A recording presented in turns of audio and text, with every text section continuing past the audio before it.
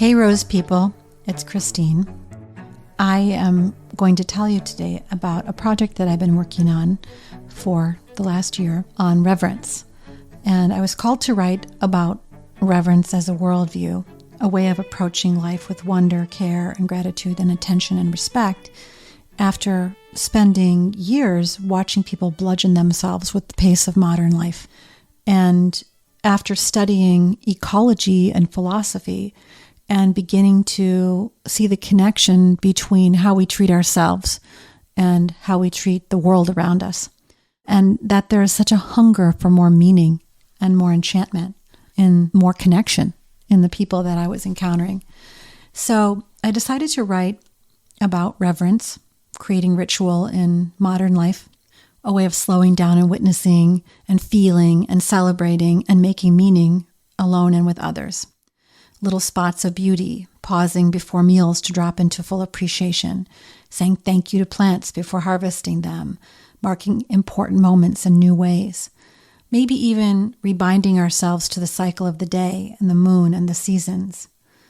Reverence is a way of being more present and participating in beauty. I call it moving from the habitual to the ritual. And I noticed in writing the book that there were a lot of places we have ritual around birth, say, or weddings or a funeral, but there are a lot of places that are really important either personally or in the collective cycle of our lives that go unmarked. Coming of age is unmarked for many people in the West. Menarche is unmarked. Menopause is unmarked. Empty nesting is unmarked. A lot of other kinds of grief are unmarked. And then there are kind of rituals for getting us through daily life, personal daily rituals, self-care, self-love, self-protection, community bonding, beginning of a new chapter, all kinds of places that it would be beneficial to take a pause. And so the book and really the movement around reverence that I'm hoping to sort of begin a conversation about is around that.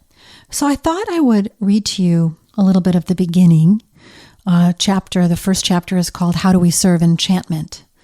Con permiso, with your permission. Ernst Jünger says in Sicilian Letter to the Moon, the real is just as magical as the magical is real. Seeing things as enchanted isn't just a nice to have or an ephemeral moment of joy. It's a way of seeing that for me is a vital part of reconnecting to the wonder of life, because beauty and magic make us fall in love. As my friend Louis Schwartzberg says, we protect what we love. And this simple insight is the basis for what's called spiritual ecology. Enchantment is one cure for the degradation of and separation from nature. This applies to my own health and happiness too. Our mental health crises mirror our ecological crises. And if we are not in love and enchanted with life, it can all be a chore. We humans live on Earth thanks to a wondrous combination of circumstances. Consider this. The Earth's molten core creates the perfect gravitational pull so that we have an atmosphere. And without the core being exactly as it is, the atmosphere would evaporate into space. Humans are perfectly attuned to breathe here, as the plants are perfectly attuned to photosynthesize. We are bathed in the constant nourishment of the light and heat we receive in diurnal cycles from the sun. We are nested in a perfect soup of ecosystems, a field and ocean in balance, a magical place where food literally grows on trees. I mean, trees themselves are magical, and seeds and children, and the way raindrops create a prism, or the way a cello playing low and deep can vibrate our cells and bring us to our knees. All of it is precious. The blooming night jasmine, the rare orchid, as well as the dandelion and the tumbleweed, the grand vista, and the neighborhood park. So when I say reverence, I don't mean some rarefied, deified, hierarchical external definition of what is worthy of our honor and attention. I mean living in such a way that we see all of life as worthy of our deep respect, even our awe. One word that gets little attention these days is humble. Humility is from the Latin humilitas, alternately translated as grounded. It has the same root word as the word humus or earth and as the word human. Humble isn't lowly or playing small. It's just a willingness to see all the world as interdependent and to act from that awareness. Humility is a practice of bowing down in wonder and gratitude to the infinite complexity and surprise of the manifest world. It does include devotion and can include surrender, the willingness to not know, the willingness to be wrong, the willingness to be part of nature. It doesn't mean we don't go out and learn and search and delight in the knowledge that we gain. It just means that we accept that we don't have the full picture. That kind of humility. But this awareness of magic and enchantment isn't always present. If I get jaded or routinized or hurried, or if I don't pause, the sense of magic can fade. And modern life can be a kind of sensory and psycho-emotional bludgeon. It moves so fast with so many inputs. And modern culture rarely syncs with our biology. We push through all kinds of experiences, barely pausing. Maybe we are waiting for a day to process and feel, to walk in the woods, sleep in, or take a long pause, to go on retreat or on vacation. But a vacation, as one of my teachers says, should be for play and expansion, not a correction to your life. If we do need a vacation just to recover from daily living, it might be time to reconsider the pace of that. Enchantment and magic are also at their core creative. They break spells and make spells.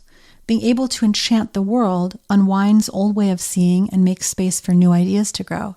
So musicians and inventors and creators of all kinds take away old concepts and replace them with new inspirations. Do you see how it's a kind of magic to be able to envision a world that does not yet exist and to paint that picture for others? The poet and mythologist Lewis Hyde said it this way: tricksters make the world. My friend John Shiva goes a step further. He says that magic is the basis for all things. This is a quote. Although we try to explain many aspects of the universe through science, it is in its very essence magical. And the more you observe it as being magical, the more you start to see things such as synchronicities.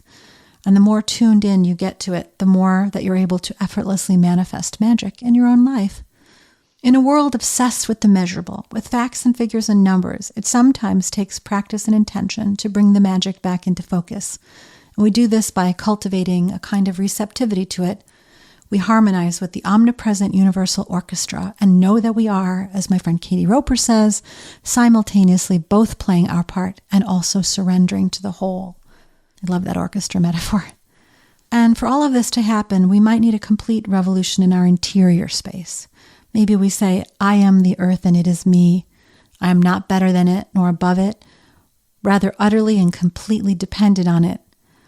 I stop trying to be in mastery, allow for the mystery, for the not knowing, and return to the deep listening that allows me to live better as part of the community of all beings. My eldest daughter says that magic begins in a place where one can humble the ego and marinate in the energetic fields all around us. Things happen in this space that go beyond human willpower and manipulation alone. And for her also it begins with listening, noticing, believing. From that place, she says, the emerging desire to breathe life into a positive, beautiful world around us grows, and then we engage in ways that plant seeds of beauty and kindness throughout the journey. Personally, she says, I speak love to the plants, encourage them in their growth, and let them know how incredible they are, bringing nutrients into the world in their own unique and beautiful ways. There are things that stop the flow of magic. Fear stops the flow, or at least blocks our perception of it. Magic is still there waiting for us. Busy stops the flow. After all, playing and daydreaming, creating full belly laughs, finding whimsy requires a little spaciousness. Isolation can stop the flow. And the wrong kind of company can stop the flow, like too much hanging around with people who don't share the aspiration to love and enchantment. Conversely, when we gather with people who share this frequency, it amplifies things. I mean people who will pause in appreciation, maybe because they suddenly perceive the ocean current sloshing around the earth, keeping it perfectly in check, or who will look up from their cooking or writing and see how the light is coming through the screen and catching dust motes, making the air more tangible and glittery. People who will catch in their awareness thin slices of the sublime, a backlit dandelion, a child in sweaty play, air moving across a plains wing, an 80-year-old honu swimming in the bay, or the dawn chorus. People with the gift for exquisite noticing. Because when we revere something, we pay attention to it. Attention is love, and when we're paying attention, it's all sort of enchanted.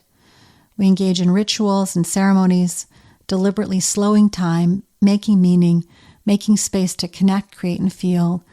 And then we fall in love. And in this enchantment, we give our deep care and protection. Whew, well, that's the first chapter. It's pretty beautiful to go from there into why ritual, cultivating presence, the inner space of ritual, the environment of ritual, where I talk about creating an environment in the home and home altars and things like that. And then some very specific guidelines on how to make a beauty spot or how to craft a home altar, how to do personal, intimate rituals with your partner, rituals of appreciation, how to guide yourself and others through grief and loss. I think you'll find it quite beautiful. So I'd like to invite you to join me on a journey from the habitual to the ritual by coming over to the Rosebud Woman site, rosewoman.com, and buying the book, taking a look at some of the rituals that we've put up there. You can also find them on my site, xtinem.com. And let me know what you think. Obviously, in a book of this scale, there's no way to describe every kind of ritual, but it should serve as a basis for how to walk yourself through a more meaningful connection to life in this beautiful human body. Okay, thank you so much for listening. Reverence, magic, enchantment, meaning, connection, community, all things we care deeply about. Peace, love, blessings.